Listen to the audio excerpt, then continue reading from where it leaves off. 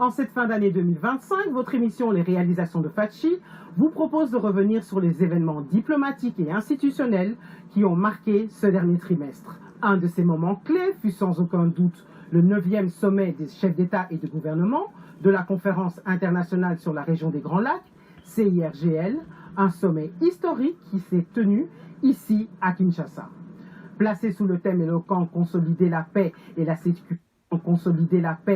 sécurité pour le développement durable dans la région des Grands Lacs, cette rencontre a également officialisé l'accession de la RDC à la tête de l'organisation. Désormais, le président de la République, Félix Tshisekedi, assure la nouvelle présidence régionale de la CIRGL pour une période de 2 ans.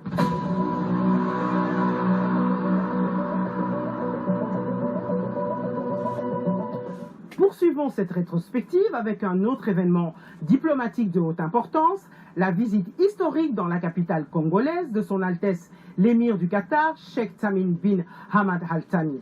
Cette rencontre au sommet a été couronnée par la signature de plusieurs engagements bilatéraux majeurs, ouvrant des perspectives décisives dans des domaines stratégiques comme le transport, l'investissement et les échanges, et renforçant ainsi la coopération sud-sud.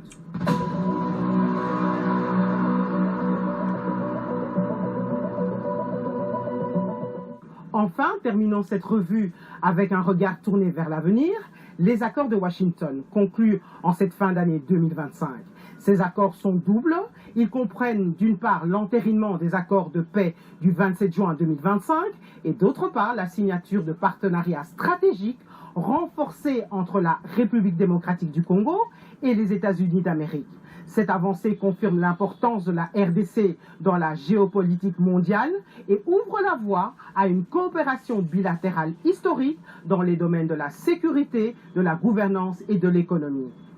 En définitive, tous ces faits marquent un tournant majeur pour la RDC, confirmant son ascension dans le concert des nations et son rôle incontournable sur la scène internationale sous l'impulsion du chef de l'État. Par ailleurs, nous ne pourrions clore cette émission sans mentionner le point culminant de l'année, le discours à la nation du président de la République, Félix-Antoine Tshisekedi Tshilombo, qui a dressé un bilan complet de l'an 2025. Nous y reviendrons en détail dès le début du mois de janvier avec le ministre Patrick Mouyaya, porte-parole du gouvernement.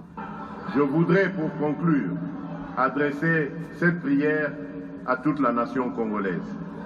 Les ténèbres ne régneront pas toujours.